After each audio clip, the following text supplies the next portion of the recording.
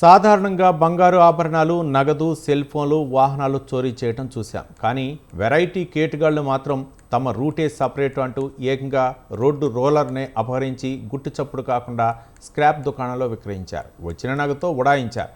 ఈ ఘటన మహబూబాబాద్లో చోటు చేసుకుంది.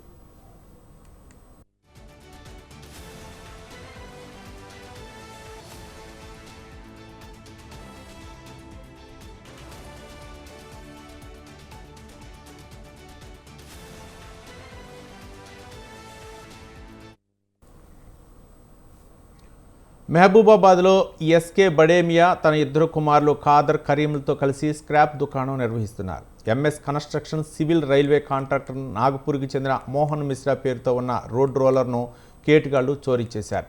స్క్రాప్ దుకాణంలో 2,19,000 రూపాయలకు విక్రయించారు. కేటుగాళ్లు దొంగిలించిన రోడ్ రోలర్ను జేసీబీ సహాయంతో పట్టపగలే తీసుకొచ్చి విక్రయించి డబ్బులు తీసుకొని ఉడాయించారు. రోడ్డు రోలర్ను స్క్రాప్ షాప్ యజమానులు గ్యాస్ కట్టర్ సహాయంతో ముక్కలు చేసే పనిలో పడగా రోడ్ రోలర్ అసలు ఓనర్ ఫోన్ రావడంతో బడేమియా షాక్ గురయ్యాడు. చోరీ చేసిన రోడ్ రోలర్ను మీరు ఎలా కొనుగోలు చేశారని, మీపై పోలీసులకు ఫిర్యాదు చేస్తారని హెచ్చరించారు. మరుసటి రోజు స్క్రాప్ దుకాణానికి తన అనుచరులతో వచ్చి షాప్ యజమానులు రోడ్ రోలర్ విషయంపై నిలదీశారు. దీంతో దుకాణ యజమానులు తమని మోసం చేసి విక్రయించారని ఆందోళన చెందారు.